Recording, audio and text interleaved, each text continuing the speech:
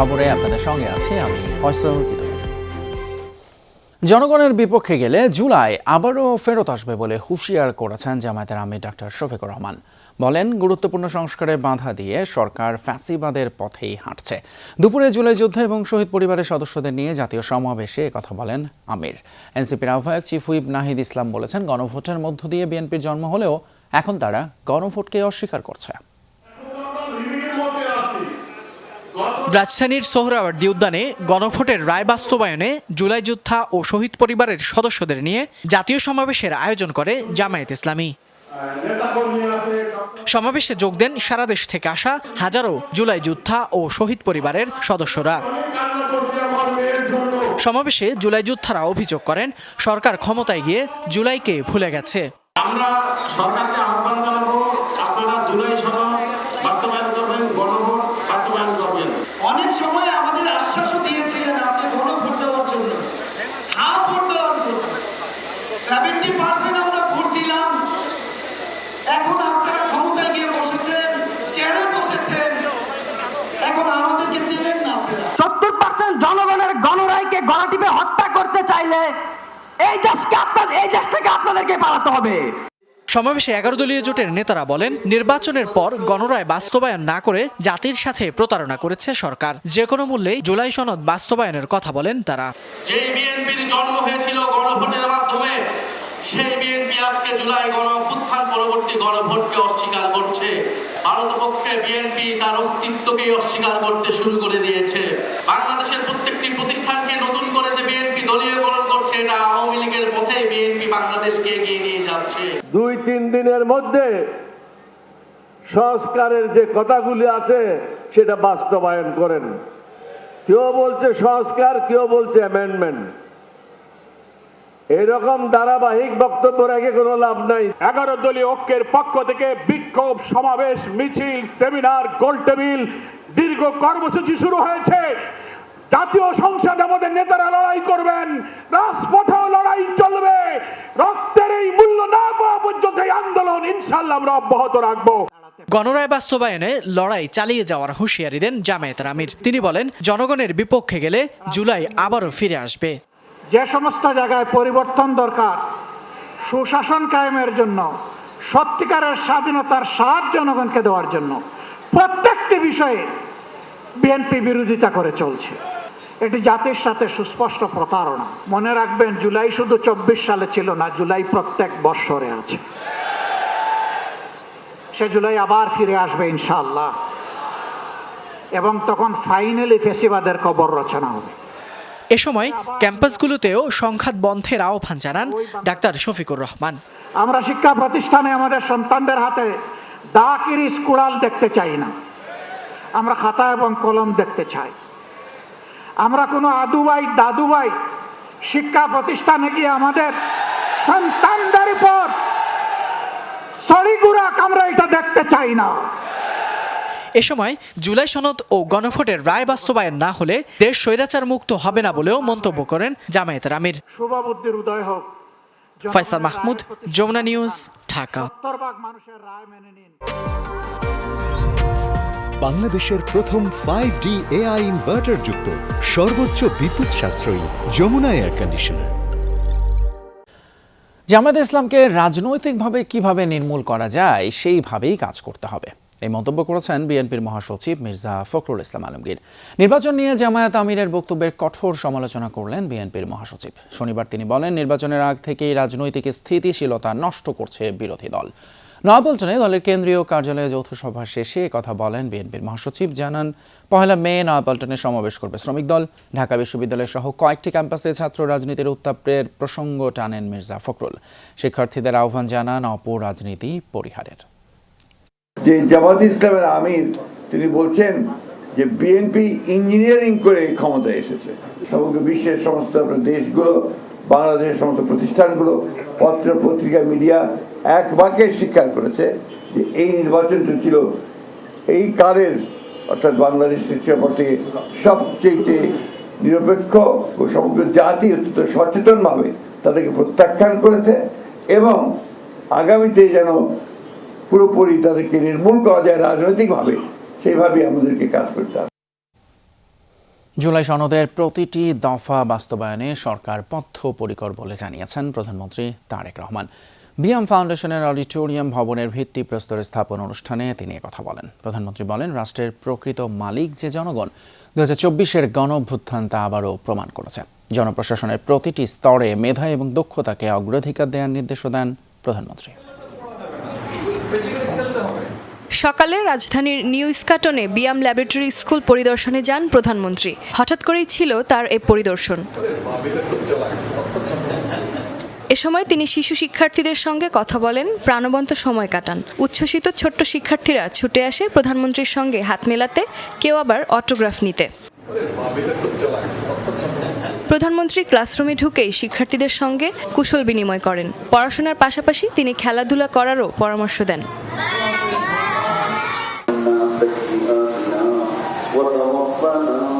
এর আগে বিয়াম ফাউন্ডেশন প্রাঙ্গণে নতুন অডিটোরিয়াম ভবনের ভিত্তিপ্রস্তর স্থাপন করেন প্রধানমন্ত্রী। ফলক উন্মোচন শেষে দেশের সমৃদ্ধি কামনায় বিশেষ মোনাজাতে অংশ নেন তিনি। পরে অডিটোরিয়াম মিলনায়তনে আয়োজিত সুধী সমাবেশে যোগ দেন সরকার প্রধান। মাননীয় প্রধানমন্ত্রী জনাব তারেক রহমান বক্তব্যের শুরুতেই প্রধানমন্ত্রী স্মরণ করেন 24 জুলাই গণঅভ্যুত্থানের চেতনাকে। তিনি বলেন, 1.5 দশকের অপশাসন শেষে জনগণের ভোটে নির্বাচিত এই সরকার জন আকাঙ্ক্ষা পূরণে কাজ করছে। বিশেষ করে জুলাই সনদের প্রতিটি দফা বাস্তবায়নের মাধ্যমে একটি ন্যায়ভিত্তিক রাষ্ট্র গঠনে সরকার কোনো আপোষ করবে না। 2024 সালের জুলাই আগস্টের গণঅভ্যুত্থানে আবারও স্পষ্ট করে দিয়েছে এই রাষ্ট্রের মালিক এই দেশের জনগণ। সুতরাং জনপ্রশাসনের কর্মকর্তা হিসাবে রাষ্ট্রের মালিক জনগণের স্বার্থ এবং কল্যাণ নিশ্চিত করা আপনাদের প্রধান দায়িত্ব। জনপ্রশাসন সংস্কারের ওপর গুরুত্ব দিয়ে প্রধানমন্ত্রী জানান, এখন থেকে নিয়োগ, বদলি কিংবা পদোন্নতির ক্ষেত্রে কোনো রাজনৈতিক প্রভাব নয়, বরং মেধা, দক্ষতা আর অভিজ্ঞতাকেই একমাত্র মাপকাঠি হিসেবে বিবেচনা করা হবে। বর্তমান সরকার মেরিটোক্রেসির বাংলাদেশ বিনির্মাণে প্রতিশ্রুতিবদ্ধ। রাষ্ট্রযন্ত্রের নিয়োগ, বদলি, পদোন্নতির ক্ষেত্রে মেধা, সততা, সৃজনশীলতা, দক্ষতা এবং অভিজ্ঞতাই এইগুলোকেই আমরা প্রধান বিবেচ্য হিসাবে গ্রহণ করতে চাই। স্বচ্ছতা ও দ্রুততার সাথে শূন্য পদে সরকারি কর্মচারী নিয়োগ, প্রশাসনিক সংস্কার কমিশন গঠন, শক্তিশালী পাবলিক সার্ভিস কমিশন গঠন এবং বেসরকারি সার্ভিস রুল প্রণয়ন সহ সর্বত্র প্রশাসনিক কাঠামোর কার্যকারিতা এবং জবাবদিহিতা নিশ্চিত করতেও সরকার দৃঢ়প্রতিজ্ঞ। আধুনিক ও প্রযুক্তি নির্ভর বাংলাদেশ গড়তে সরকারি কর্মকর্তাদের বিশ্বমানের প্রশিক্ষণের আওতায় আনারও প্রতিশ্রুতি দেন প্রধানমন্ত্রী। দক্ষ ও জনবান্ধব প্রশাসনই আগামীর কাঙ্ক্ষিত বাংলাদেশ গড়ে তুলতে সহায়ক হবে বলে আশা প্রকাশ করেন তিনি। বিয়ামকে আরও যে কোনো প্রয়োজনীয় সহায়তা প্রদান। জিনাত আরা লাবণী, যমুনা নিউজ। চট্টগ্রাম থেকে ফেরার পথে নিখোঁজ রাজস্ব কর্মকর্তা বুলেট বৈরাগীর মরদেহ উদ্ধার করেছে পুলিশ। শনিবার দুপুরে কোটবাড়ি বিশ্ব রোড এলাকায় তার মরদেহ পাওয়া যায়। পুলিশ এবং স্থানীয়রা জানায়, কুমিল্লা সদর দক্ষিণ উপজেলার কোটবাড়ি বিশ্ব রোড এলাকায় মরদেহটি পড়ে থাকতে দেখে স্থানীয়রা পুলিশকে খবর দেয়। পরে পুলিশ ঘটনাস্থলে গিয়ে মরদেহ উদ্ধার করে ময়নাতদন্তের জন্য পাঠায়। নিহত বুলেট বৈরাগী কাস্টমস, এক্সাইজ এবং ভ্যাট বিভাগের সহকারী রাজস্ব কর্মকর্তা ছিলেন। তিনি চট্টগ্রামের প্রশিক্ষণ শেষে গত 24 এপ্রিল রাতে কুমিল্লায় ফেরার পথে নিখোঁজ হন। এরপর থেকেই তার মোবাইল ফোন বন্ধ ছিল। প্রায় 12 ঘন্টা পর তার মরদেহ উদ্ধার হলো। হত্যার রহস্য উদ্ঘাটনে তদন্ত করছে পুলিশ। খুলনার তেরোখাদা উপজেলায় ধান কাটাকে কেন্দ্র করে বিএনপির দুই পক্ষের সংঘর্ষে একজন নিহত হয়েছেন। আহত হয়েছেন অন্তত 4 জন। শনিবার সকালে উপজেলার 6 নম্বর মধুপুর ইউনিয়নের মধুপুর উত্তরপাড়া বিলে এই ঘটনা ঘটে। স্থানীয়রা জানায়, ধান কাটাকে কেন্দ্র করে উপজেলা বিএনপির সাবেক যুগ্ম আহ্বায়ক শহীদুলের গ্রুপ এবং মধুপুর ইউনিয়ন বিএনপির সম্মেলন প্রস্তুত কমিটির আহ্বায়ক সাইফুল মোড়লের অনুসারীদের মধ্যে কথা কাটাকাটি হয়। এক পর্যায়ে দেশীয় অস্ত্র নিয়ে সংঘর্ষে জড়ায় তারা। এতে সাইফুল গ্রুপের নূর আলম গুরুতর আহত হয়। ঢাকায় আনার পথে মারা যান তিনি। সংঘর্ষে আহত 4 জনকে কুমিল্লা মেডিকেল কলেজ হাসপাতালে ভর্তি করা হয়েছে। পরিস্থিতি নিয়ন্ত্রণে এলাকায় অতিরিক্ত পুলিশ মোতায়েন করা হয়েছে। কুমিল্লায় আধিপত্য বিস্তার নিয়ে বিএনপির দুই গ্রুপের সংঘর্ষে 2 জন গুলিবিদ্ধ সহ আহত হয়েছেন অন্তত 10 জন। নগরীর দক্ষিণ চর্থা থিরাপুকুর পাড়ে এই সংঘর্ষ হয়। স্থানীয়রা জানে, এলাকায় আধিপত্য বিস্তার নিয়ে মহানগর বিএনপির আহ্বায়ক উদ্বাতুল বাড়ি আবু এবং সদস্য সচিব ইউসুফ মোল্লা টিপু গ্রুপের লোকজনের মধ্যে কয়েকদিন ধরে উত্তেজনা চলছিল। এরই সূত্র ধরে শনিবার বিকেলে তুচ্ছ ঘটনাকে কেন্দ্র করে সংঘর্ষ হয়। এ সময় গুলিবিদ্ধ হন ব্রিয়ান ও শাওন নামের দুজন, আহত হন দুই গ্রুপের আরও 10 জন। তাদের উদ্ধার করে হাসপাতালে নেওয়া হয়েছে। ঘটনার পর থেকে এলাকায় অতিরিক্ত পুলিশ মোতায়েন করা হয়। লিখিত অভিযোগ পেলে ব্যবস্থা নেওয়া হবে বলে জানিয়েছে পুলিশ। হাম এবং হামের উপসর্গ নিয়ে মৃত্যুর সংখ্যা 200 ছাড়ালো। স্বাস্থ্য অধিদপ্তরের সবশেষ তথ্য অনুযায়ী 24 ঘন্টায় প্রাণ গেছে আরও 11 জনের। প্রাদুর্ভাব শুরুর পর থেকে এ পর্যন্ত নিশ্চিত হামে মৃত্যু হয়েছে 42 জনের। সব মিলিয়ে এই সংখ্যা 250 ঘরে। রাজধানীর সংক্রামক ব্যাধি হাসপাতালে শয্যা না পেয়ে বারান্দায় থাকতে দেখা গেছে। শিশুদের বেশিরভাগেরই উপসর্গ জটিল। চিকিৎসকরা বলছেন হাসপাতালে আসতে দেরি করায় বাড়ছে মৃত্যু। মায়ের এই কান্নাই বলে দিচ্ছে কতটা দুঃসহ সময় পার করছে এই পরিবার। অসুস্থ সন্তানকে নিয়ে বেশ কয়েকটি হাসপাতাল ঘুরে এখন ঠাঁই হয়েছে মহাখালীর সংক্রামক ব্যাধি হাসপাতালে। তবে জায়গা মেলেনি শিশু ওয়ার্ডে। অগত্যা বারান্দায় রেখেই চলছে চিকিৎসা। কালকে একটু ভালো দেখছিলাম, আজকে আবার এগুলা কালো হয়ে আবার হঠাৎ করে আবার চেহারাটা পুরো লাল হয়ে গেছে। গেল 1 মাস ধরে প্রায় একই রকম চিত্র এই হাসপাতালে। চিকিৎসার সুনাম থাকায় সারা দেশ থেকেই হামের নানা উপসর্গ নিয়ে রোগী আসছে। তীব্র জ্বর, শ্বাসকষ্ট আর ডায়রিয়া, সাথে শরীরে ওঠা ফুসকুড়ি। সব শিশুর ঘুরে ফিরে একই রকম উপসর্গ। জটিলতা জ্বর, সর্দি, কাশি, তারপরে হচ্ছে পাতলা পায়খানা, আর সারা শরীরে তো রেশ পড়ে গেছে। চিকিৎসকরা বলছেন হামের উপসর্গ দেখা দেওয়া মাত্রই হাসপাতালে যেতে হবে। প্রান্তিক এলাকা থেকে ঢাকায় আসা বেশিরভাগ শিশুর অবস্থায় আশঙ্কাজনক। প্রথমে তো অনেক বেশি ছিল, তারপর আস্তে আস্তে একটু কমলো, আজকে 2 দিনে আবার একটু বেশি। আমরা চাচ্ছি আমাদের বাচ্চাগুলি তাড়াতাড়ি ভালো হোক, সুস্থ হয়ে যাক তাড়াতাড়ি। দৌড়াদৌড়িতে বাচ্চা কিন্তু অনেক সময় অক্সিজেন ডেফিসিয়েন্সিতেও খারাপ হয়ে যায়। বেশিরভাগ রোগী দেখা যায় যে ভর্তির 3 ঘন্টা থেকে 24 ঘন্টার মধ্যেও মারা যায়। এই জন্য আমি বলবো যে অভিভাবকদের একটু সচেতন হতে হবে, যেন আপনার বাচ্চার যদি হাম হয় আপনি শুরুতেই হাসপাতালে নিয়ে আসেন, আপনি ডাক্তারকে দেখান।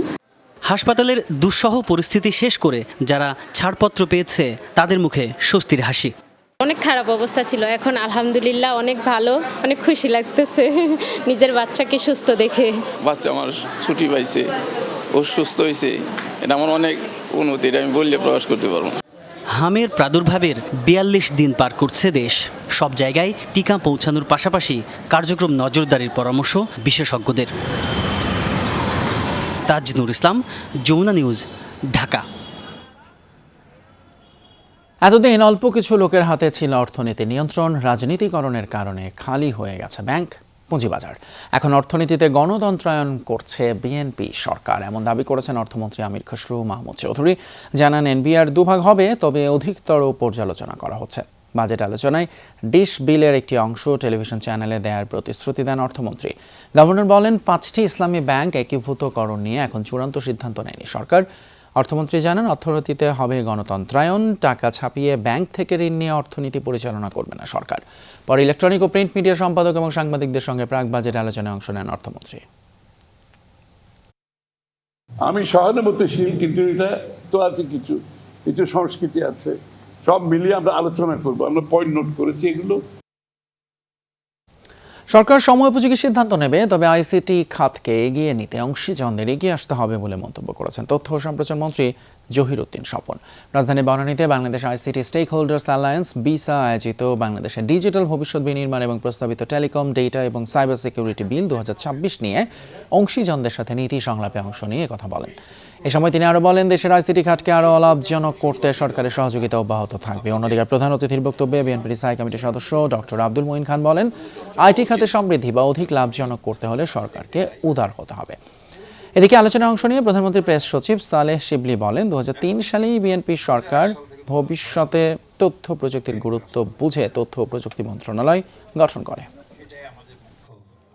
আপনাদের সম্মিলিত জ্ঞানে কিন্তু এই সভ্যতার নতুন পর্বে আমরা যারা দেশ, জাতি, রাষ্ট্রের দায়িত্ব নিয়েছি জনগণের ভোট নিয়ে, আমরা তখন কিন্তু সমসাময়িকভাবে নীতিটা নির্ধারণ করতে পারবো, সময় উপযোগীভাবে নীতিটা নির্ধারণ করতে পারবো। প্রচলিত যান্ত্রিক তথাকথিত এইভাবে নীতি নিয়ে তখন আর আমাদেরকে চিন্তা করতে হবে না। অন্যদিকে অর্থনৈতিক সংস্কার নিয়ে ব্যবসায়ীদের সাথে মতবিনিময় করেছে এনসিপি। বিকেলে রাজধানীর এক হোটেলে ব্যবসা খাতের নেতৃবৃন্দের সাথে বিলম্ব ব্যয়বহুল কেন তাৎক্ষণিক অর্থনৈতিক সংস্কার অনিবার্য এই বিষয় নিয়ে আলোচনা ও মতবিনিময় সভা করে এনসিপির শিল্প ও বাণিজ্য সেল।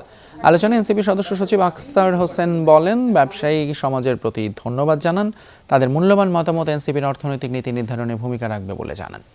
মুখ্য সমন্বয়ক নাসির উদ্দিন পাটোয়ারি বলেন, বিএনপি সরকার সমস্ত সংস্কার প্রক্রিয়া ফেস্তে দিয়েছে এবং এর বিরুদ্ধে ব্যবসায়ী সমাজকে প্রতিবাদের আহ্বান জানান। অনুষ্ঠানে বক্তারা অর্থনীতি পুনরুদ্ধারে তাৎক্ষণিক সংস্কার প্রক্রিয়া বাস্তবায়নের তাগিদ দেন। বাংলাদেশের ব্যাংকিং জগৎকে যদি এই ব্যাংকিং মাফিয়াদের হাত থেকে মুক্ত করা না যায়, বাংলাদেশের অর্থনীতি মাফিয়াদের হাত থেকে মুক্ত হবে না। প্রত্যেকটি সেক্টরে আমরা আমাদের যারা বন্ধুরা আছেন, শুভাকাঙ্ক্ষীরা আছেন, তাদের সঙ্গে আলাপ আলোচনার মধ্য দিয়ে দেশের জন্য সব থেকে ভালো যে পলিসিটি আছে সেটা খুঁজে বের করার চেষ্টা করছি। বাংলাদেশের অর্থনৈতিক যে যাত্রাটা আছে এটাতে গ্লোবাল কনটেক্সটের জায়গা থেকে তারেক রহমান নেতৃত্ব দিতে ব্যর্থ হয়েছেন, ইন্টারনাল জায়গা থেকে উনি নেতৃত্ব দিতে ব্যর্থ হয়েছেন। নটরডেম কলেজে পর্দা নামলো 10ম জাতীয় সাংস্কৃতিক উৎসব 2026-এর। 3 দিন ব্যাপী উৎসবের আয়োজন করে নটরডেম কালচারাল ক্লাব। সংস্কৃতির ধারাকে নতুন প্রজন্মের মাঝে ছড়িয়ে দিতে উৎসবের প্রতিপাদ্য ছিল আনন্দধারা বহিছে ভুবনে। সমাপনী অনুষ্ঠানে উপস্থিত ছিলেন কলেজের অধ্যক্ষ ডক্টর ফাদার হেমন্ত পিউস রোজারিও, রবীন্দ্র গবেষক আব্দুর রশিদ এবং মুক্তিযুদ্ধ জাদুঘরের প্রধান ট্রাস্টি মফিদুল হক। 3 দিনে গান, নাচ, পাপেট শো সহ ছিল 21টি সেগমেন্ট। এবারের উৎসবের বিশেষ সংযোজন হিসেবে ছিল মায়ের ভাষায় মাকে চিঠি লিখন প্রতিযোগিতা এবং শুদ্ধ বাংলা পাঠ। সাংস্কৃতিক আয়োজনের পাশাপাশি ইনডোরে ক্ষুদ্র উদ্যোক্তাদের নিয়েছিল মেলা। প্রদর্শিত হয় শিক্ষার্থীদের তৈরি দেয়ালিকা ও স্ক্র্যাপবুক। পড়াশোনার পাশাপাশি এই সৃজনশীল চর্চা শিক্ষার্থীদের দক্ষ হিসেবে গড়ে তুলবে বলে মনে করেন আয়োজকেরা। আন্তর্জাতিক খবরে নজর দেব। ইরানের সঙ্গে শান্তি আলোচনার উদ্দেশ্যে মার্কিন প্রতিনিধি দলের পূর্ব নির্ধারিত পাকিস্তান সফর বাতিল করেছেন যুক্তরাষ্ট্রের প্রেসিডেন্ট ডোনাল্ড ট্রাম্প। সামাজিক যোগাযোগ মাধ্যমে দেয়া এক পোস্টে এই তথ্য জানিয়েছেন ট্রাম্প। আলোচনায় অংশ নিতে আজই পাকিস্তান যাওয়ার কথা ছিল মার্কিন বিশেষ দূত স্টিভ উইটকফ এবং কূটনীতিক জ্যারেড কুশনারের। এরই মধ্যে ইসলামাবাদ ছেড়েছে ইরানের প্রতিনিধি দল। এর আগে পাকিস্তানের প্রধানমন্ত্রী শাহবাজ শরীফ ও সেনাপ্রধান ফিল্ড মার্শাল আসিফ মুনিরের সঙ্গে বৈঠক করেছেন আব্বাস আরাকচি নেতৃত্বাধীন ইরানের প্রতিনিধি দল। আল জাজিরা সূত্র মতে যুক্তরাষ্ট্র ইসরায়েলের সঙ্গে ইরানের যুদ্ধ বন্ধ করতে তেহরানের দাবির আনুষ্ঠানিক তালিকা পাকিস্তানি নেতাদের কাছে পৌঁছে দিয়েছেন আরাকচি। পাকিস্তানে বৈঠক শেষে ওমান ও রাশিয়া সফরের কথা রয়েছে তার। যুক্তরাষ্ট্রের ফ্লোরিডায় নিহত বাংলাদেশি শিক্ষার্থী জামিল আহমেদ লিমনের গ্রামের বাড়িতে চলছে শোকের মাতম। লিমন মাদারগঞ্জ উপজেলার লালডোবা এলাকার জহুরুল হকের ছেলে। 2 ভাইয়ের মধ্যে লিমন বড়। বিশ্ববিদ্যালয়ের শিক্ষক হওয়ার স্বপ্ন ছিল তার। তিনি খুলনা বিশ্ববিদ্যালয় থেকে স্নাতক এবং স্নাতকোত্তর শেষ করে 1 বছর আগে উচ্চশিক্ষার জন্য যুক্তরাষ্ট্রের ফ্লোরিডা যান। সেখানে তিনি পিএইচডি করছিলেন। এই হত্যাকাণ্ডের বিচারের পাশাপাশি তার মরদেহ দেশে ফেরত চান স্বজনেরা। পঞ্চগড়ের দেবীগঞ্জে একটি পাম্পে ফুয়েল কার্ড চেক করার সময় ইউএনের উপর হামলা হয়েছে। শনিবার দুপুরে ভাওলাগঞ্জের মেসার্স জান্নাতুল মাওয়া ফিলিং স্টেশনে ঘটনা ঘটে। পুলিশ জানায় পাম্পটিতে জ্বালানি তেল নেওয়ার জন্য মোটরসাইকেল চালকদের দীর্ঘ লাইন তৈরি হয়। পরিস্থিতি সামাল দিতে না পেরে পাম্প কর্তৃপক্ষ ইউএনওকে জানালে দুপুরে তিনি ঘটনাস্থলে যান। এ সময় কাগজপত্র না থাকায় 2 চালককে 500 টাকা করে জরিমানা করা হয়।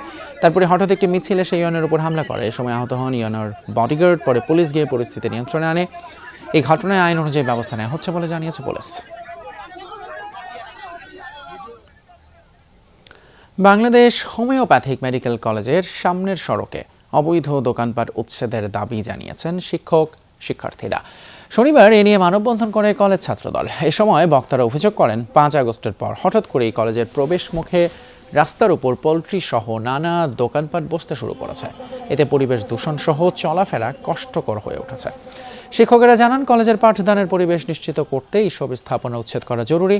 মানববন্ধনে বাংলাদেশ হোমিওপ্যাথিক মেডিকেল কলেজের প্রিন্সিপাল শেখ নাসির উদ্দিন, শিক্ষক, শিক্ষার্থী এবং ঔষধ ব্যবসায়ীরা উপস্থিত ছিলেন।